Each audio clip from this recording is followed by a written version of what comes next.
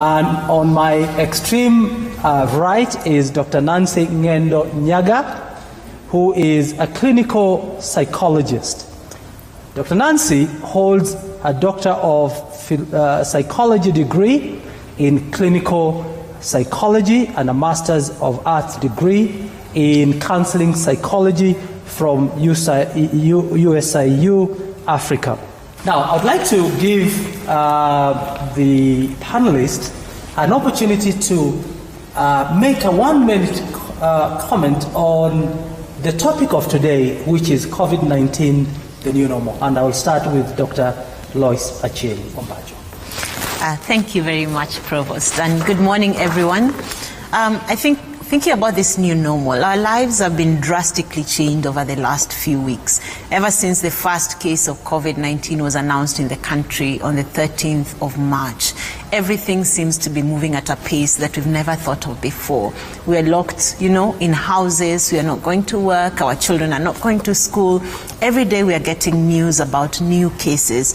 And I guess the question is, when will it all end? It's a question we ask ourselves as medical practitioners, and I'm sure many people are asking themselves these questions.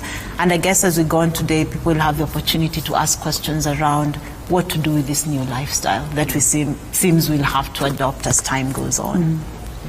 Thank you. Dr. Nancy Nyaga. Good morning, everyone, and thank you, Provost, and my colleague, Lois. I think this is what we'd call a new space that everybody has found themselves in. Almost an imposed isolation because of the lockdown, people not doing the normal issues that they are used to doing, going to work, going to school.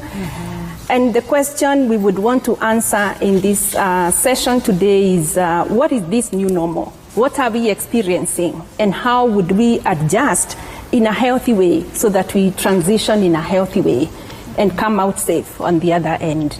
Because we do not know how long this is going to take. It is important that we accept the new normal and adjust accordingly. Thank you. Thank you. Let's dive a little deeper, Dr. Lois. There are many facts that have been given. Yes. But there are also many, many myths. Kindly unravel these things for us. Okay, so maybe let's start with a few facts, the things we know for sure are true. Then we'll mention a few of the things that we've heard out there that are not true, and the quicker we dispel with them, the better we'll be able to engage and survive in this space. So one is to understand what is COVID-19. So COVID basically stands for coronavirus disease. It's caused by coronavirus, and this is just a type of virus that causes a very severe respiratory illness, and it was first reported in 2019, hence the name COVID-19. So these coronaviruses, there are many, many types. There are some that have caused a common cold for many years. So this particular coronavirus seems to be new to humans. It has been reported, very similar virus reported in animals, and this is something that happens. Sometimes you have viruses that have been in animals for years, change something about their characteristic that allows them to bind onto human cells. When a new virus comes into humans, it means we've not experienced it before. Our bodies have not developed any defense mechanism or immunity, so to speak. So it's likely to cause severe disease, and it's likely to affect many people before we all sufficiently have some defense mechanism or immunity that will prevent it. So this virus has caused a number of deaths and disease around the world. So as for those of you who may be following in the news, as of yesterday, there are probably close to 2 million people who have had the disease, and more than 100,000 who've lost their lives. Here in the country, as of yesterday, there was a report of about 208 cases, and we know about 8 people have lost their lives. So what do we know about it from other places? One, majority of the people who get disease have fairly mild disease. They may have a sore throat, a cough. Some may not really have symptoms. A few may get more severe disease, and a small percentage may require ICU care with help in breathing, what we're hearing about everywhere, ventilators. So that's for a small minority. And the essence is to make sure that we protect the people who are most vulnerable to getting very severe disease so that we don't lose these people. So that really is the essence around COVID-19. We know it can be prevented by measures that we'll discuss as we go along. Some of the myths we've had, one, that it doesn't affect black people. I guess that has been dispelled by the fact that we're reporting a lot of cases. One, that it doesn't cause severe disease in black people. I think we're reporting mortalities and deaths in our populations as well. So we shouldn't act any different or think we have some special sort of immunity. That is yet to be seen, but we know it can affect us. The other one is that only a certain class of people will get it. Before it came to Kenya, we all thought, oh, it's only for those countries up there. It's the cold countries. You know, we are in a hot environment. But what we know now is that everybody is vulnerable. It can affect any one of us. The other thing is that when it came to Kenya, many people outside of Nairobi thought, oh, it's only for those people in Nairobi. And that's something that's still being said in many of the villages. We've seen it occur even in villages. So we know it can affect anyone. Everyone needs to be cautious and follow some of the directives that have been given. We are in the SMS and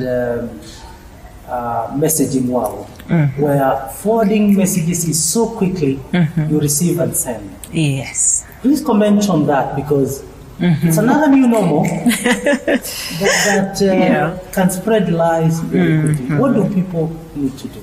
So I guess one of the things is we have a lot of power on our fingertips, as you say, you know, to spread hope, but also to spread fear. And I think we have to make the decision about what we need to spread. A lot of things found in social media are fake, unfortunately. So before we press forward, let's pause and think, what message do I want to pass to someone else? Is it a message of fear? Is it a message that will bring hope or joy to someone else's life? And in this era where we are hardly seeing one another, the opportunities to spread cheer to one another are limited, which means the means we can use, we should use them to spread hope and to spread cheer rather than fear.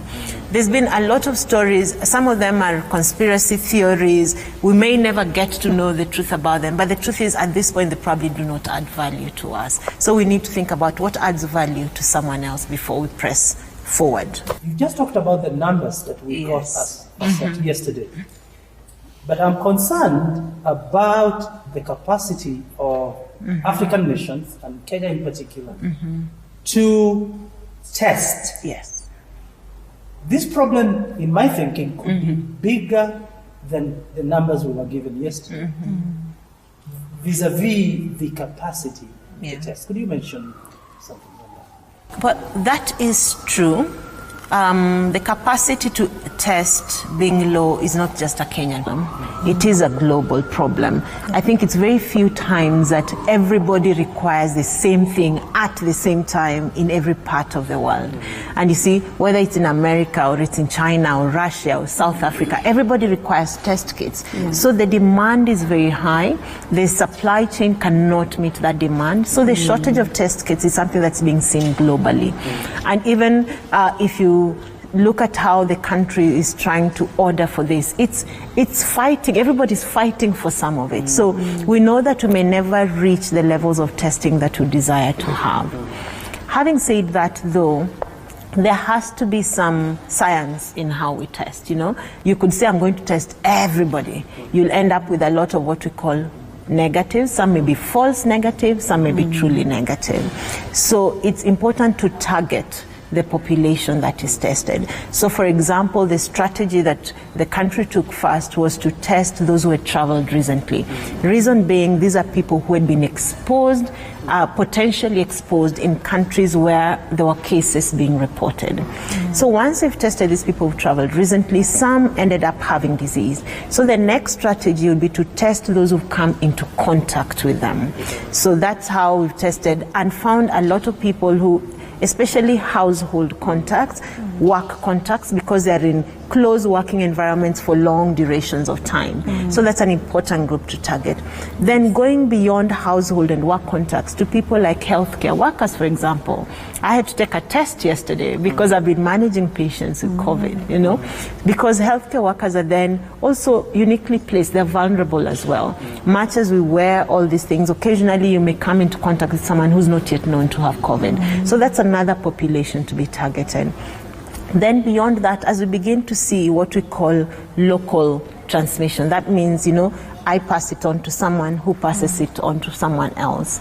Then you begin to think, what are the vulnerable populations? You know, the families, the communities where someone who has COVID has come from is the next place to target. That's probably better and more easily achievable and yields more valuable results than pretending that we can test the whole community. We can't do that because we do not have the resources to do it, and it may not necessarily yield the most important information. As test kits become more available, then now we can begin to spread it out more and say, which are the counties that are at highest risk, you know? Because now it's going into Yes. So those counties that are highest risk, find a strategy now to test. For example, if you say, everyone who comes with a homa, maybe let's test that person. So that may be the most useful strategy, especially where resources are limited. Now, talking about the spread Yes. that you've seen now in many of our counties. Yes. There could be one or two, but the contact persons could be many. Yes. We don't know the magnitude. That's true. Bring in the whole question of prevention and the government directives. Yes. How does it help? There's what the medics can do, but there's what we can do by following the government these directives. That's, I think, a very crucial aspect to discuss. This is one of those cases where prevention really does depend on us, not on someone else. The government can only do so much. So there are certain things that we've been told, and maybe I'll just try and explain some of the rationale around these directives. So one is personal protection. You know, when you're told, wash your hands. We wash hands because, you know, as we talk, as we cough, as we sneeze, droplets will land on surfaces. And some of these droplets may contain virus. So when you touch this, then touch your face. Initially you said don't touch your face. Then I realized as I was telling people don't touch your face, I was touching my face. So, you know, it's a difficult one. So what you can do is make sure that when that hand touches your face, it is clean. So wash hands so that you do not transmit some of what you may pick from surfaces onto your face. Clean surfaces frequently, especially if you're in a workplace. You know, if you own a shop, if you own, you know, a place where different people will come to, so that you reduce that contamination of surfaces. When we are told to avoid crowds, so let's say I go into a crowd that has 100 people and someone next to me has COVID. So because we're talking and interacting, I get some of those droplets and someone else gets those droplets. So maybe the 10 people surrounding this person get these droplets and they get contaminated with the virus. Then each of them goes into another crowd and interacts with another 10. So you can imagine the multiplier effect of mingling or being in social gatherings is that you get a lot of people contaminated at the same time. So the issue of avoiding crowds is very important. When you're told to stay home, why are we staying home? If you think about it, if I leave my house, for example, and I take a matatu, and the person next to me has COVID, you know, it means that if I'm sitting next to this person, then I could potentially get exposed, and then I carry it on and on. So with time, you find that all my interactions are potential points of contact, and I can potentially spread to other people. The issues of physical distancing, you know, if you're in a matatu, let that person sit there and sit here so that we reduce the contamination. The more drastic ones have been issues around containing or restricting movement. So, for example, when you're told to restrict movement from Nairobi or from the coastal regions, and I'll just give practical examples of what's happening currently. So let's say there was the directive to restrict movement from the coast, and that's because a number of cases had already been seen at the coast. So you want to avoid moving it to the rest of the country. You want to avoid moving it from Nairobi to the villages. And there's merit in this. One, if you think of our most vulnerable populations, the elderly, they live in the villages. So you do not want to expose them because they're more likely to get severe disease. And if you see what's happened, for example, Mandera is reporting cases that started with people who moved from the coast, you know. So there's actually merit to many of these directives that have been given, and we really need to try and work together. This is not the time to show how well we can defy, you know. It's not the time to be original and innovative in defiance. This is a time to pull together. I've seen them try to use Panya routes to make sure that they leave the city and come back. Yes, or hold parties in the night or in the forest. We are not doing we are not doing the government a favor by following these directives. We are protecting ourselves. Let's come to treatment. A few questions that have come as I've interacted with the people. One is on treatment protocols being used, either here locally or abroad, and the response so far. That's one area. The second one is the asymptomatic cases and the risk it poses. Yes. And then could you mention something to do with the COVID-19 vaccine, because we've seen the world divided in the pros and against the COVID-19 vaccine.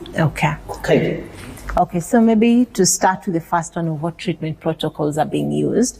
So I'll probably talk from the perspective of what we have done here, the patients that we have managed here. So one, as I told you, most people who get this infection will have mild disease. Some may not even be symptomatic. So those ones often do not require any treatment at all. And what we've seen, many of the patients we have admitted to the hospitals have had mild disease. So we use what we call symptomatic treatment. If you have fever, we can give you something to reduce that fever, something like Panadol, for example. If someone has, a stuffy nose or a blocked nose, we can give medication to reduce that stuffiness, just to make you a little more comfortable until your body's own immune system or defense mechanisms comes in place to, fight the virus on its own. What we have done is that everyone has been admitted into hospital. Often with a homa or a common cold, you can get better at home. But the reason we are admitting everyone into hospital is so that you can contain the spread. Because if I was in hospital and I come and I have COVID and you send me home, I interact with people in my household, each of whom goes their own way and interacts with other people. So for containment, we are admitting everyone into the hospital. It's really just for observation, make you comfortable if you have any issues, and then we test again after a few days to make sure you have cleared the virus.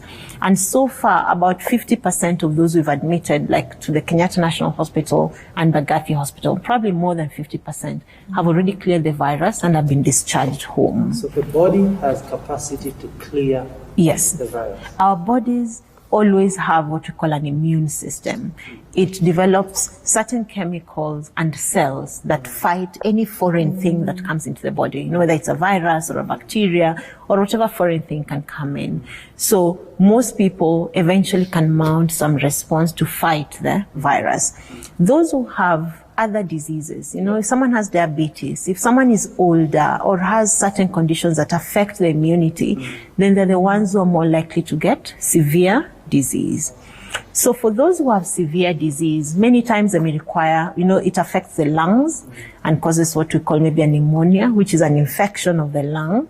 So if someone has that, then they're not able to get enough oxygen into the blood, and we all need sufficient amounts of oxygen. So in that case, we'd give additional oxygen to help them, get enough oxygen into the blood. And many people do well just with that. Only a very small percentage are then totally unable to breathe. And those ones then will require ventilatory support. So they're put on a machine that pumps air into the lungs. That's a small percentage. And in the country, we've seen probably about 8 or so people who've required to get that ventilator support. Yes. I know. So before I mention the vaccine, I know there have been a lot of questions about what drugs can be used.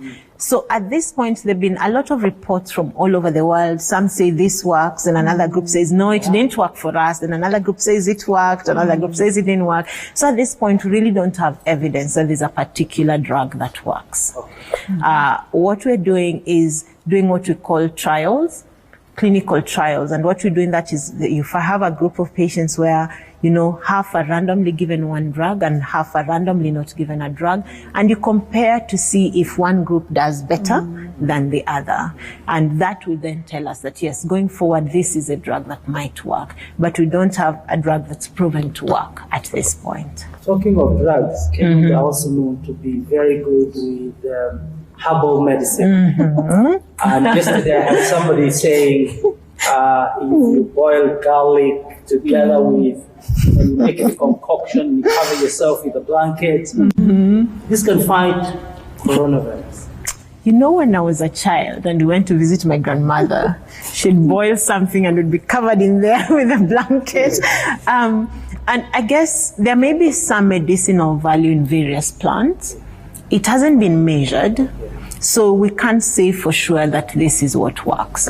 We know, though, that many of these concoctions offer some symptomatic relief. So like if you have a common cold and you have some ginger and honey and lemon, it will soothe the throat and will offer some symptomatic relief. So for what it's worth in terms of offering symptomatic relief, that's okay. Whether it actually kills the virus or not, we don't know. So I would say no or yes, we don't know.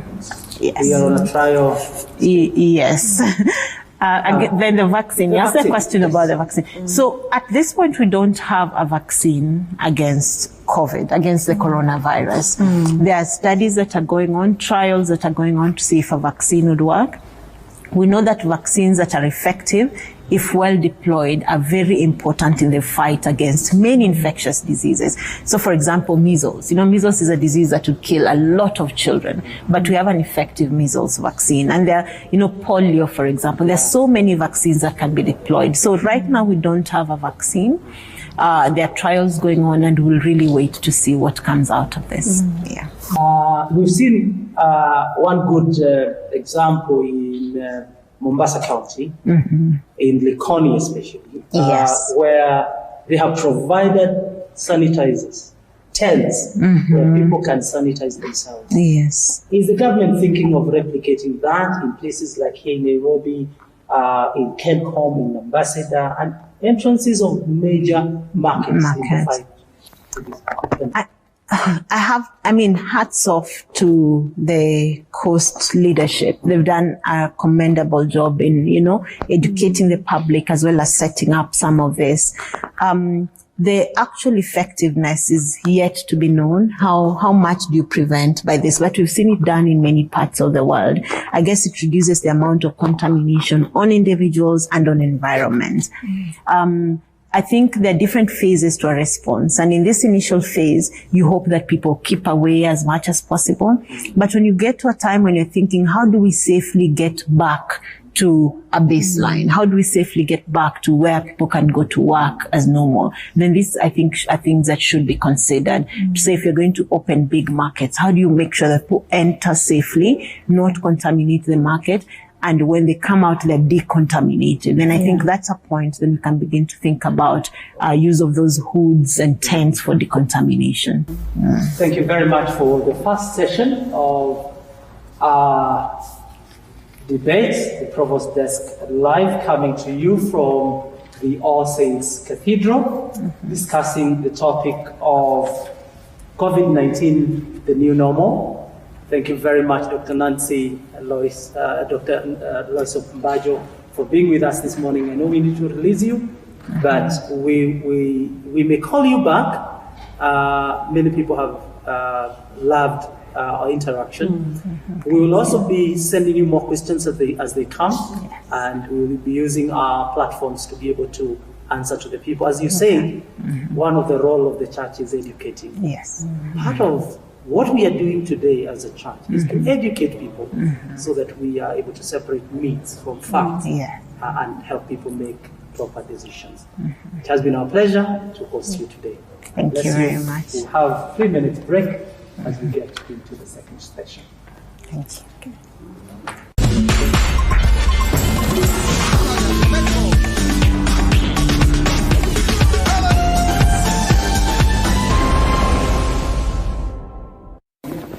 Welcome to our second part of our discussion on the topic of COVID-19, the new normal. I will now move ahead with Dr. Nancy Nyaga, who is a psychologist. And I know there are many questions that have come that I will be able to bring them later to spice our discussion. Okay. Now, we are talking here of new normal. Yes. Normal versus healthy anxiety. Yes. Versus unhealthy anxiety and too much anxiety. Yes. As a psychologist, how would you advise people to deal with anxiety and its related complications? I think first is to say that it is normal now to be anxious for everyone, because we said earlier, we don't know what's going to happen next. We don't know what's going to happen to our businesses, to our jobs, to school. Some schools have continued with online schooling. So that's normal anxiety when you're not aware of what to do next. So you're anxious, you are uncertain. And uncertainty, we live with it, because sometimes even when you get into a matatu, into your car, you just hope you'll get to your workplace. But you don't know. It's normal anxiety. It's normal. However, we would be able to tell when the anxiety is too much and it becomes clinical. This is when someone is almost avoiding even to get out. I have received calls from people who can't get out of their bed, of their bedroom, because they are thinking they'll get COVID-19 is just outside the house. Oh yes. So what are some of the symptoms of? Some of the symptoms will be heart palpitations, tremors, shaking, restlessness, physical pains as well. Fear of dying. Fear of dying, fear of going crazy, especially because of the loneliness and the isolation. Some people may hear like things are talking to them in the house while they are not, because you are so quiet. You're able to register. Your senses are more alert, especially the hearing sense. So you're able to register every simple noise around you. And some people get scared about that. So the anxiety that people are going through would be normal anxiety. But anybody who is now not able to sleep well, are not able to function well, because the cutting line is when the functionality is affected, where you don't want to engage with others, interact with others, where you have no motivation at all to go to work. Maybe you need to go to work or even take care of your family or cook for your children. That is when we need to call a counselor or a psychologist, or even engage and talk about what we are going through. To a certain... What you're saying, yes, anxiety is normal. It is normal because we live in an anxious world. Yes, let me give an example. If there are tests we do for anxiety, and some people sometimes will fake it and tell you they have zero anxiety, and I tell them, if you have zero anxiety, you should be 6 feet under. You're dead. Because then you're dead. Anxiety is the one that is making us wear the masks. Yes. Clean hands. Yes, we are conscious. Avoid going, keep our distance the way we are keeping our distance. When people are not anxious about COVID-19, then they're not doing what the government is telling us to do. You notice when people are going to be anxious more about the food, they're not scared about COVID-19. They want to go to work. So that anxiety is a healthy emotion. Anxiety is a healthy emotion. Exactly. If it gets to another level where you're not able to sleep, you are avoiding, you are fearing of death, you need help. Yes. That's what I'm hearing. Now let's talk about triggers of anxiety. Now, you talked about the Facebooks, the news. The news, yes. It's like Kenyans don't want it. More so because of the source of the news. And I would say that I think Dr. Lois had already mentioned that we need to censor. When you get some messages, who is sending these messages from who? Because of the example you've given of the concussions, I saw another one of eggs. I think it was from Egypt.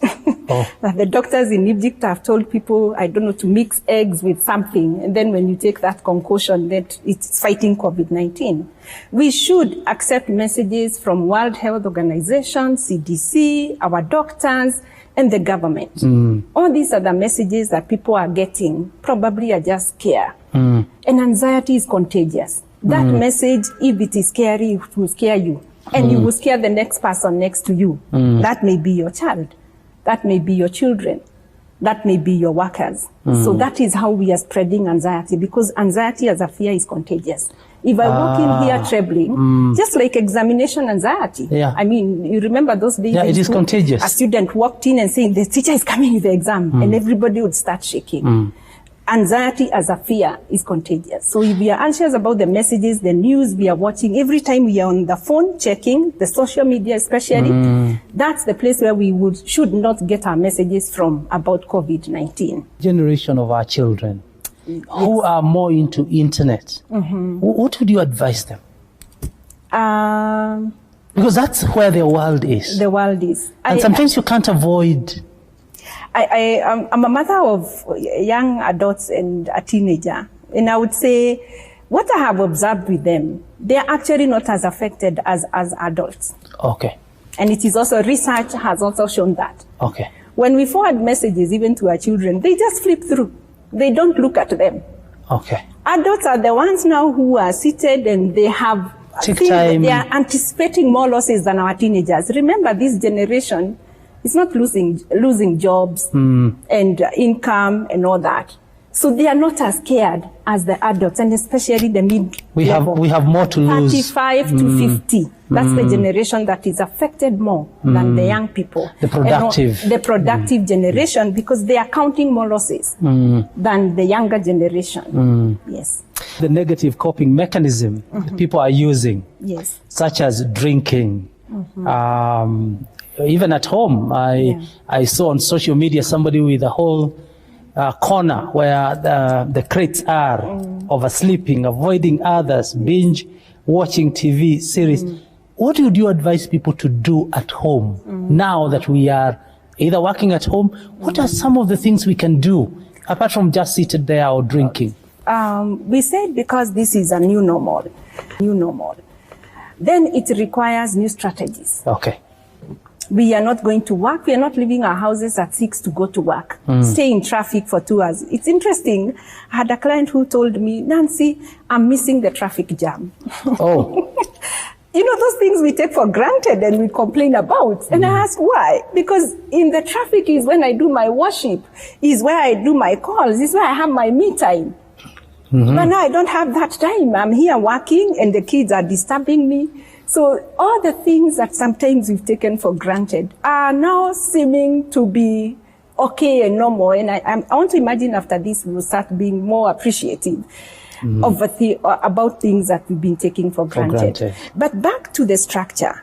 What we need, and the most important thing we need right now, is to have a structure and a routine. Whether you're going to work or not, whether you're working at home or not, you know, you wake up, you've not been having your breakfast, just getting into your matatu or your car or your motorbike or walking and going to work. But now you're at home, you wake up at 9, you have your breakfast at 11, you don't know whether it's breakfast or lunch. All of them combined, you could even have one meal. What we need to do because of that, we cannot operate in a vacuum. So we need a structure of time to wake up and time to sleep. You can even decide to wake up at 7 or 8 and go to bed at midnight or 11. Then in between that time, fill it with activities. What you can do. Time to watch a movie, time to read your Bible, time to play with your children. I mean, go back to those games you used to have of, you know, improvise with wool, where you can... I'm now doing snake and ladder with my children. Snake and ladder. I saw another one where people drew those games you used to do in the village. I'm now working with stones from home. Exactly. Time to give stories to your children about your past. Time to cook and learn how to cook. I mean, thank God for the internet. There's so many recipes that we can go to. I mean, you can make soup for your family, things you've never thought about. You can cook, you can learn new things to do. So a routine and a structure is what work gives us. That is what we are lacking, and that is what is causing people to be restless, to be anxious, because they are more idle. So if you have a structure and you know from this time to this time, this is what I'm going to do, then you don't have time to keep going to the social media or waiting for the government to make these announcements. You'll still be able to see them at some point, but that's not where your attention is. So the structure is so important, then followed by activities like exercising. We don't have to have this excuse of I need to go to a gym. I keep joking with clients. Just take your bed sheet and make a cord out of your bed sheet. Yes. That's a skipping rope. Oh. Skip next to your bed. Skip in the sitting room with your kids. You don't have to buy anything to do that. So there are lots of things we can do. Fill water bottles. Creativity. Creativity. You can get 2 liters of water bottles and do weightlifting. and there you are. You have a gym right in your home. Yes. And have compassion. That you're empathetic and you're also grateful about the small things in your life. That probably you have food in your house, there's someone else who has to go out and earn their bread, even in this. And also being careful, I said, about the messages you're looking at. We don't have to read those messages and look at them all the time.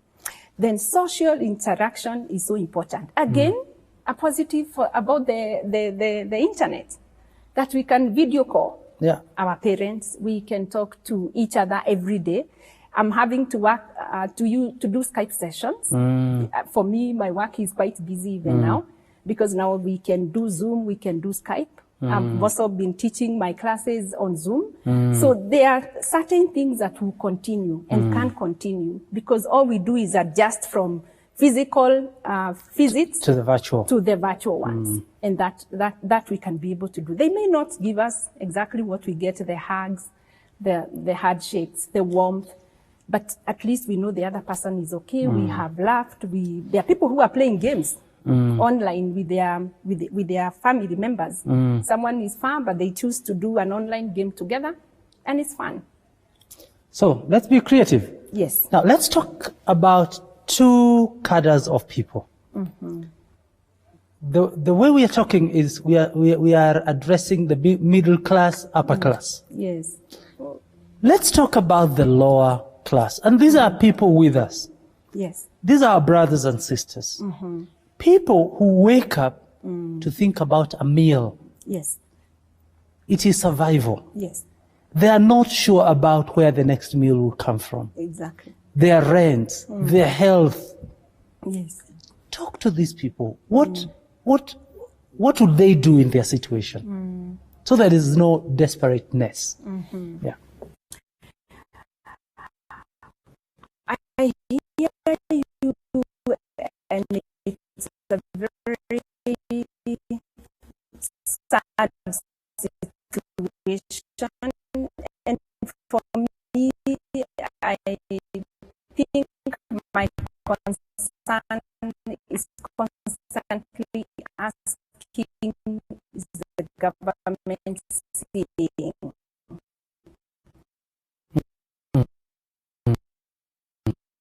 Is the government hearing?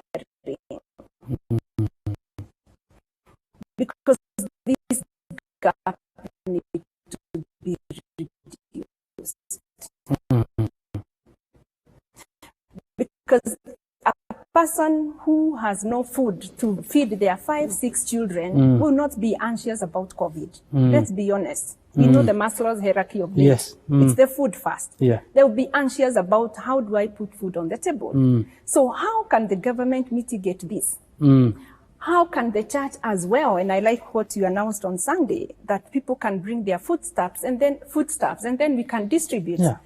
And I also asked, can we even extend beyond our members to other people? Because you said it's about our members. For now, yes. But if I have enough, I will be able to give. You'll be able to give others. Yeah. And that is what we need to see. But the people who have to go out and work, then kindly take care. Please make sure you wear a mask. You cleaning yourself. You just need the soap. I think the doctor have said we need soap and clean water. They don't need sanitizers, which they may not afford. But if they can make sure that they are cleaning their hands as they walk, they're observing the distance they're supposed to keep, then that is a little bit better than just being careless and saying, I don't care about COVID. I would rather die from whatever COVID, but not from lack of food. What I'm hearing you saying, Dr. Nancy, there are people that are genuinely anxious. Yes. About food, about survival. Yes. And time has come for government to do something for their people. Yes. But I'm also hearing you saying the middle class that have extra to give Yes. should be able to give. And I know there are many initiatives. Churches should be places of refuge where people bring food and people come to collect food. Exactly. Because nobody should suffer at this time. So that when you talk of now the other levels of anxieties and fears, that is for all of us to work on, but at least nobody should be anxious about food. And especially now that we're able to come up with the Nyumba Kumi initiative. Yes. I kept asking myself, we have chiefs and people who know these families. Yes. How would they come up with the numbers of those families? And then people can adopt families. That you and I can say, I'm going to feed this family for the next 2 months. It's just foodstuffs. You buy their boga, you buy their unga, their sugar, their milk. That will not be so difficult for people who can be able to do that. We have systems in place. We need to use them. Yes. I hear you. Now, let's get to other areas before we open up now to questions. And the one discussion that I had this morning is about stigma. Yes. Imagine if I was to be told today that I will go into a quarantine. Yes. How can I prepare myself psychologically to go into a quarantine? I don't know it. I don't know how to be locked, whether it's in my house or in a place where the government is providing. Quick barriers that we talked about. Yes. 2 a.m., a member of my family is buried. Yes. Somebody travels from abroad, is taken into a quarantine, into a hospital, dies. I cannot interact with them. Yes. And they are dead. And then their burials are hurried. Yes. The trauma to the family is great. Yes. How do we deal with that, the stigma? This, And yesterday I had somebody who was released from the hospital after treatment, yes. but could not go home because of the stigma. We are back into those days of HIV and AIDS. Exactly, yeah. And the quarantine, I don't know whether there's anybody who prepared for it. Okay. You are just met at the airport or wherever, or picked from your house. And I know the government has been doing it in a very interesting way. Every neighbor knows that there's someone who is being picked. So that has also contributed to the stigma. So that's why we are saying where we find ourselves. Now, if you find yourself quarantined, that's your new normal. What do you do? What are your losses? What do you need to adjust to? Okay. What are you going to do to occupy yourself and to occupy your time? So that then you're not having this huge sense of loss and this huge sense of anxiety that you could be going through. So again, it's more about the same things we talked about, the things someone can do while in quarantine: reading books, exchanging with others, playing games on your phone. And as a psychologist, for me, I'm saying this time is for people to remove their masks. The masks that we have carried, the unresolved issues, the baggage we have had, because you have time to think about your life. But every time those issues came up, you went to work, you went to a drink, you went to a social gathering, you coped with other things. So this is a time where we can allow our inner person to be grown, our inner person to emerge and be nurtured in a healthy way from what we read, from what we listen to, from reading the Word of God for those who are church goers or spiritual. So there is a lot that we can do to nurture ourselves, and especially for now, our minds and our souls. Yes. And for the stigma, I think you asked about the stigma. It's probably just requesting the society. I ask, treat others the way you would want to be treated. Imagine you're the one who has this condition or who had been quarantined. How would you want to be treated? So that then we treat others in the way we would want to be treated. I mean, the case of Siaya, I don't know, we can belabor how bad that was done. Yeah. And I pray that there is a way the government will allow this family to have closure with the way their individuals buried and handled. Yes, I think that was the worst case. Yes. Thank God it has come out that we should be able to condemn it enough to be able to not to do it again. Back to the days of HIV and AIDS when we stigmatized our people. Exactly. Until your brother or sister got infected. Then it became normal. Kindly now we need to adjust quicker because we are aware. Yes. And COVID-19 is not as serious as we may want. Yeah. Once we are treated, people can come back to our homes and they can be received. Now, the last thing that I will ask you to comment is about unmasking the inner self. How do we unmask? You know, human beings have a lot of cladding, the facades that we put. Yes. How do we become now real?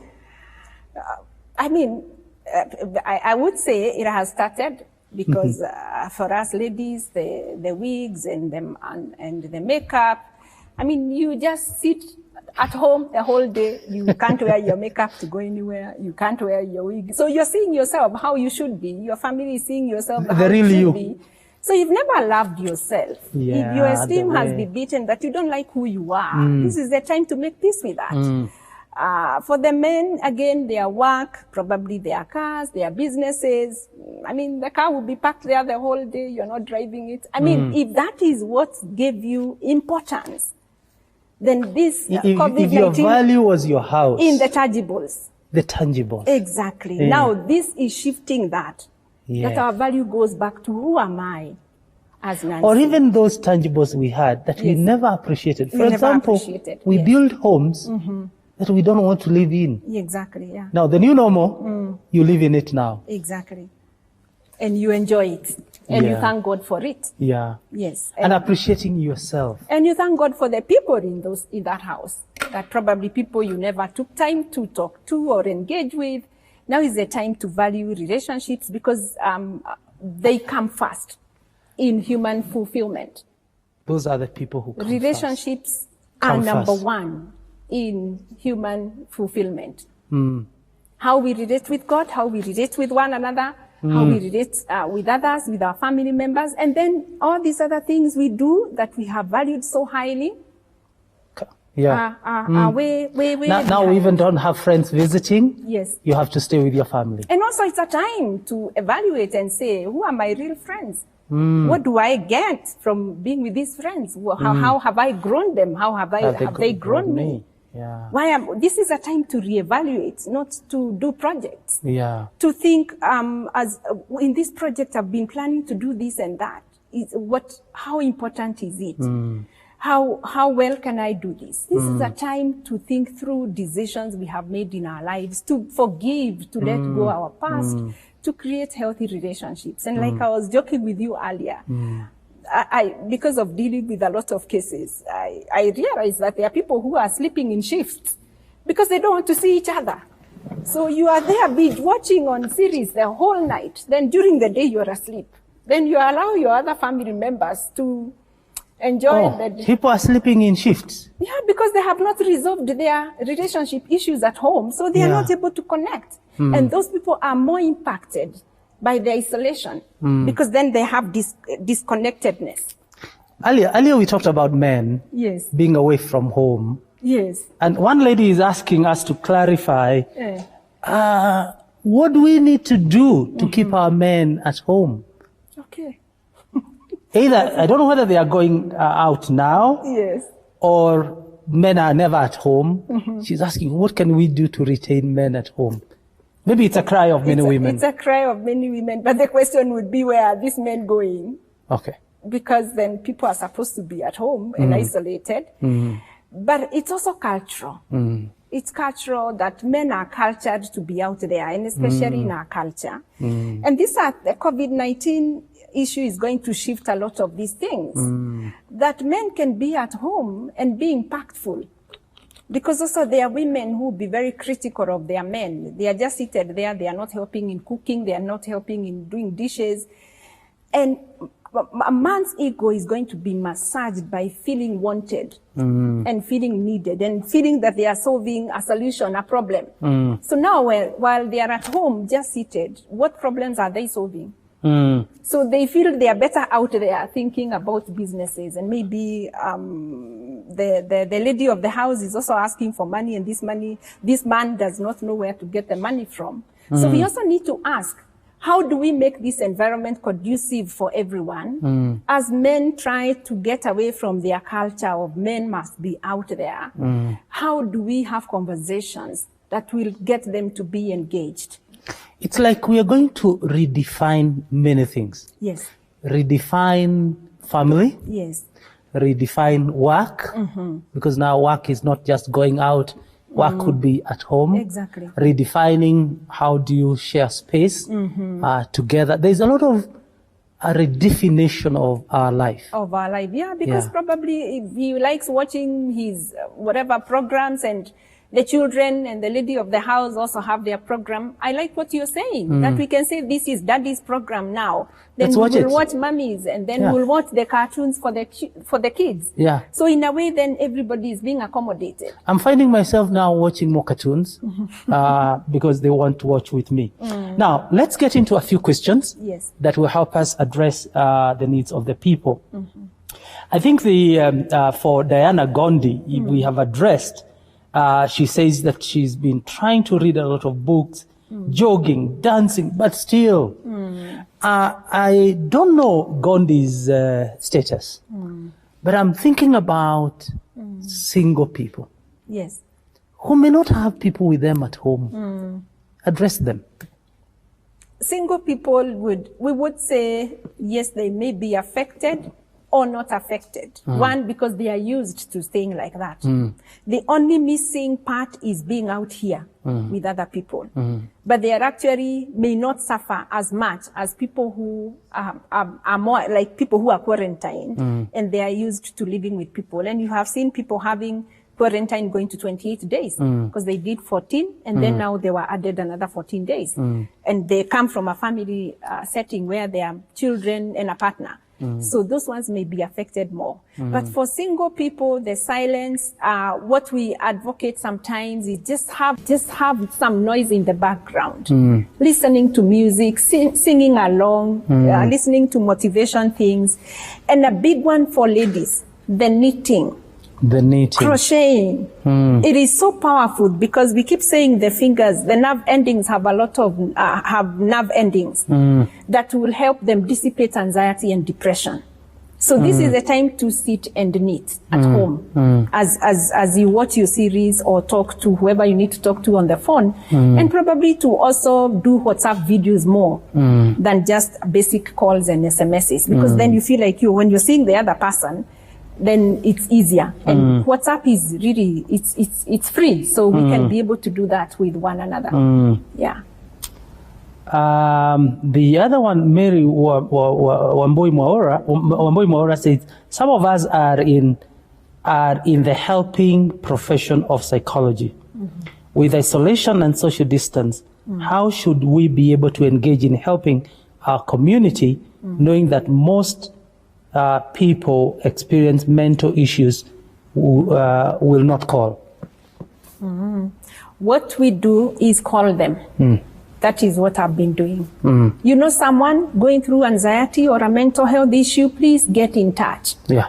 Because this time the isolation is exacerbating or magnifying their symptoms. So you don't wait just for them to call. You don't wait for them to call, you call them. Because naturally, people with mental illness, I said, for majority of them, one of the major symptoms is withdrawal and avoiding people because of the high anxiety levels. So this is causing them to even isolate further and also feel more isolated. So we need to reach out to them. And professionally, as a psychologist, sometimes the rule in the book that does not work. It is doing what does not harm a client, and reaching out to them is not harming them. You're not telling them, I need to do a session with you so that we can make money, but I'm checking on you to find out how you're doing. Yeah. Yeah, we as Cathedral clergy took the challenge of calling the old people in our church. Oh, that's good. Just giving them a call and asking them, how are you doing? Yesterday I called one and said, you've woken me up. Now I can get out of bed. I'm happy. Thank you for thinking about us. Yes. So the calling, reaching out is very, very important. Somebody is asking, Jacob Njagi asks, is it healthy for kids to watch cartoons for long hours? Another one is asking, can you also address couples who can't get married at this time because of the COVID-19? I think those are the last two before we conclude. Let me start with the last one. We just saw a case on TV. I can't remember their names. A very young couple whom I admired, who the gentleman took himself to church. The lady took herself to church. And from the 500 pack of people invited for the wedding, there were only the two of them. And they improvised some music in the background from their car. And they danced. So the marriage is two people coming together and choosing to get married and stay together. The wedding and the ceremony are about other people. Yeah. And we need to differentiate the two. Sure. So we can go ahead with the marriage. Yes. The wedding and ceremonies we can celebrate later. Again, they are being redefined. Yes. Do we need these committees? And overdoing do we need these wedding committees and funeral committees? And people being left with debts. Yes. For feeding people. It is good, yes, we are a culture that celebrates that, but we need to redefine those things. And there are certain things that must continue. They are a basic. A marriage is. Yeah. A wedding ceremony is not. So let us redefine what is important for us. Exactly. Yeah. I think there is a lot of excess baggage that we carry that is not very important. Yeah. Talking of cartoons and children, I think you've addressed it well. Let's have schedules. Let's have programs. For them as well. Yes. And something so important for the children, before I forget, is that your anxiety at home is being passed on to the children. So when you're panicking, how you're talking, the kids are watching you. They are saying, how is mommy, daddy reacting? So we need to be role models that everything is going to be okay. So this is a time you need to observe your child, whether they are regressing. Some will get more clingy. Others will want to sleep in your bed because of the fear. Others will think this COVID thing is a monster that's going to eat them because that's what all we are talking about. So let's role model calmness around our children so that they don't start bedwetting again and getting clingy and throwing tantrums, and have structures for them. Feeding time, play time, game time, and all that. That they will be able to. Yeah, and also to add on what you have said, parents, I keep saying, and I practice that as a father, that no is a complete answer. Yeah. That you can tell your children, no, you'll not do that, and a firm one, and be able to tell them it's time to sleep. Yeah. And that happens. I see sometimes parents also not being structured and letting their children watch TV the whole night. It's not right. It's not right. Be in charge and have a program. Now, we are coming to the end of this very interesting topic of COVID-19, the new normal. I don't know what is your take home, but some of the things that we've been able to do today is to separate myths and facts. And I hope we'll continue to do that as a church in our weekly Wednesday program, that we'll be able to give you facts, but also demystify those that are not factual. Dr. Nancy and Dr. Nancy herself has helped us to look at the country where we are, talking about the targeted testing that is important. Then she's talked about prevention and following on the government directive that the government is doing this for our good. Issues of treatment, there are a lot of theories. Kindly let us follow the professionals who will be able to advise us on that. Issues of the role of the church, which Cathedral is playing, and I guess other churches are doing. Dr. Nancy Nyaga has been able to help us to understand the new normal without workplaces, without business circles, schools, places of worship, gathering. What does that mean today? And how can we take advantage of that to add value to the things that are most important, like relationships, like families, and having a schedule, a program of how you can be able to do things. For families that have never stayed together, maybe this is the time you need to learn how families live together. So take advantage. Don't avoid it. Address the real issues that are affecting you. If you need help, reach out. Don't be silent at home. There's so much help outside here through the church and through the professionals. Don't be alone at home. And then we've dealt with a few questions that have been able to come and talked about the whole idea of building a healthy coping mechanisms, adjusting to new structures, all that is important, and masking the inner self. All those are very, very important for us in coping with this challenge. The Word of God in 2 Corinthians chapter 1, verse 3 and 4. 2 Corinthians chapter 1, 3 and 4, Paul says these words: Praise to the God and Father of our Lord Jesus Christ, the Father of compassion and the God of all comfort, who comforts us in all our troubles, so that we can comfort those in any trouble with the comfort we ourselves receive from God. For just as we share abundantly in the suffering of Christ, so also our comfort abounds through Christ. If we are distressed, it is for your comfort and salvation. If we are comforted, it is for your comfort, which produces